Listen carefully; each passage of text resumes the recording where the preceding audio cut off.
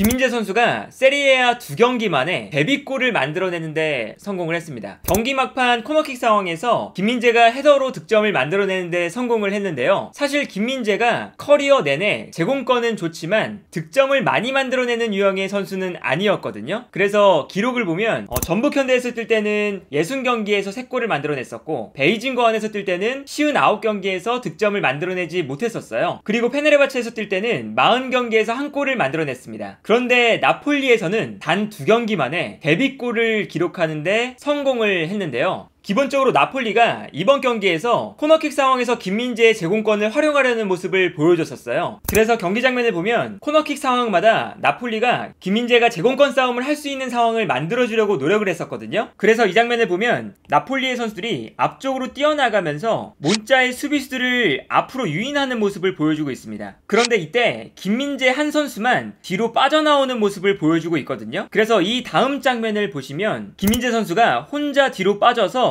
몬짜의 수비수와 제공권 싸움을 할 수 있는 상황이 만들어지고 있어요. 그리고 나폴리가 코너킥을 찰 때 김민재가 있는 뒤쪽을 향해서 길게 코너킥을 시도하는 것을 볼 수가 있습니다. 그리고 이렇게 코너킥을 처리하게 되면 나머지 선수들이 모두 앞선에 몰려있기 때문에 김민재가 여유롭게 헤더 싸움을 할 수 있는 공간이 만들어지게 되거든요. 그러다 보니까 코너킥이 길게 올라왔을 때 김민재가 몬짜의 수비수와 1대1로 제공권 싸움을 하는 모습을 볼 수가 있었습니다. 그리고 여기서 김민재가 완벽하게 제공권 싸움에 승리하면서 헤더로 위협적인 슈팅을 하는 장면을 볼 수가 있었죠. 그런데 이 장면뿐만 아니라 계속해서 김민재를 활용한 코너킥을 나폴리가 시도를 해요. 이 장면 또한 마찬가지입니다. 이 장면을 보면 다른 선수들은 다 앞쪽으로 뛰어나가고 김민재 한 선수만 뒤로 빠져서 나가는 모습을 볼 수가 있습니다. 그래서 이 장면에서도 다음 장면을 보면 많은 선수들이 이 앞쪽에 몰려있고 김민재 한 선수만 뒤로 빠져나가는 것을 볼 수가 있었죠. 그리고 이 장면에서도 나폴리가 코너킥을 길게 올려주면서 김민재가 편안하게 몬짜의 수비수와 1대1로 제공권 싸움을 할 수 있는 상황을 만들어주고 있어요. 그리고 여기서도 김민재가 제공권 싸움에 승리하면서 헤더로 슈팅을 만들어내는 모습을 볼 수가 있었죠. 그리고 득점이 나왔던 코너킥 장면도 마찬가지입니다.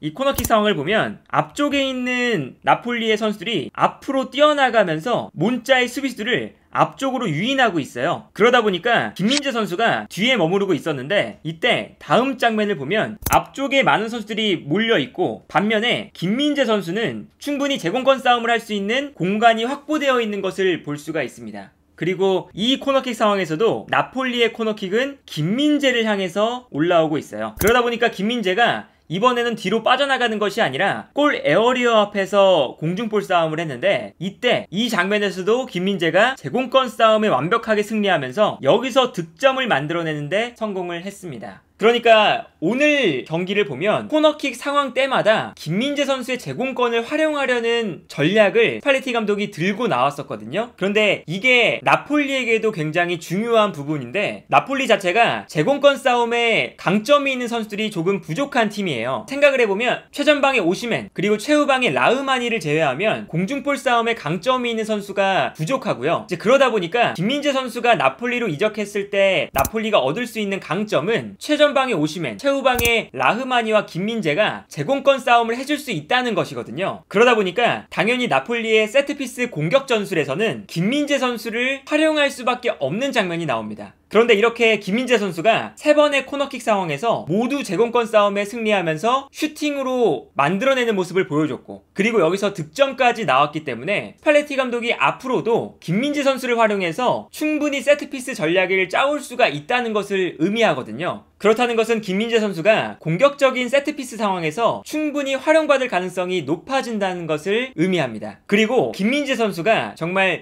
괴물 같다고 느껴지는 것이 세리에A 내에서도 지금 제공권 싸움에 가장 좋은 선수 중 한 명이거든요. 물론 아직까지 2라운드밖에 치르지 않았지만 현재 기록을 보면 김민재가 세리에A 내에서 5번째로 공중볼 싸움에서 승리한 횟수가 많습니다. 베로나전에서는 3번 그리고 오늘 몬짜와의 경기에서는 공중볼 상황에서 4번 승리를 거두면서 총 7번의 공중볼 싸움에서 승리를 거두는 모습을 보여줬었는데 이 기록이 세리에A 내에서는 5번째로 높은 기록이고요. 그리고 김민재가 여기서 좋은 것은 김민재보다 제공권 싸움에서 많은 승리 횟수를 기록한 선수들보다 공중볼 승률이 매우 높은 모습을 보여주고 있습니다. 87.5%의 공중볼 승률을 보여주고 있는데, 그렇다는 것은 김민재가 세리에A 내에서도 제공권에 아주 좋은 선수라는 것을 의미하는 기록이겠죠? 우리나라 선수가 세리에A라는 정말 큰 무대에서 유럽 선수들을 상대로 제공권 싸움의 압도적인 모습을 보여준다는 것이 사실 신기한 현상이라고 할 수 있을 정도로 정말 놀라운 모습들을 계속해서 김민재 선수가 보여주고 있고요. 그래서 이 나폴리가 오늘 경기 몬자와의 경기에서 두 팀의 전력차가 크다 보니까 압도적인 경기력을 보여줬거든요. 그런데 오늘 경기에서 김민재 선수가 기록을 보면 코너킥 상황에서 김민재 선수를 활용하는 빈도가 많다 보니까 오늘 기본적으로 김민재가 슈팅을 3번 시도했어요. 그래서 골문을 벗어난 슈팅이 2번, 그리고 득점으로 연결된 슈팅이 1번이었는데 이 기록이 팀 내에서 두 번째로 슈팅을 많이 한 선수가 김민재였습니다. 이제 그만큼 김민재가 이 코너킥 상황에서 슈팅을 많이 만들어내기도 했고, 그리고 코너킥 상황에서 팔레티 감독이 의도적으로 김민재의 제공권을 적극적으로 활용했다 라고 볼 수가 있겠고요. 그리고 아까도 말씀드렸지만 오늘 김민재 선수가 공중볼 싸움이 4번 있었는데 4번 모두 공중볼 싸움에서 승리하는 모습을 보여줬습니다. 그만큼 김민재 선수가 지금 이 세리에A 1라운드, 2라운드 두 경기밖에 치르지 않았지만 세리에A라는 무대에서 제공권으로 압도적인 활약을 보여주고 있다는 게 정말 대단하다 라고 볼 수가 있겠고요. 단순히 제공권 싸움에서만 압도적인 모습을 보여주고 있느냐, 김민재 선수가 제공권뿐만 아니라 스피드, 수비적인 능력, 여러가지 측면에서 아주 뛰어난 모습을 보여주고 있거든요. 그래서 오늘 경기 장면만 보면요, 물론 득점 장면도 아주 인상 깊었지만 수비적인 장면들도 아주 훌륭했던 장면들이 너무나도 많아요. 그래서 경기 장면을 보면 이 장면이 아주 인상적이었습니다. 이 장면은 김민재가 앞으로 뛰어나가는 몬자의 공격수를 마크하고 있는 장면이거든요. 그런데 이때 후방에 있는 몬자의 미드필더가 앞쪽으로 패스를 보내주고 있죠. 그런데 여기서 김민재 선수가 몬자의 미드필더가 패스를 보내주는 타이밍을 읽고 몬자의 공격수를 따라가는 것이 아니라 앞으로 뛰어나가는 모습을 보여줍니다. 그러면서 몬자가 달려나가는 선수에게 패스를 보내줄 때 몬자의 패스기를 차단하는 모습을 보여줘요. 그러니까 김민재 선수의 이 움직임은 몬자의 패스를 미리 예측하고 정확하게 움직였다는 뜻이 되거든요. 그래서 이 다음 장면을 보면 몬자의 공격수는 앞으로 뛰어나가고 있는데 김민재 선수는 앞으로 달려나오면서 몬자의 패스를 끊어내는 모습을 보여주고 있습니다. 정말 김민재 선수의 엄청난 수비 센스, 그리고 예측력이라고 할 수가 있겠고, 사실 이 세리아가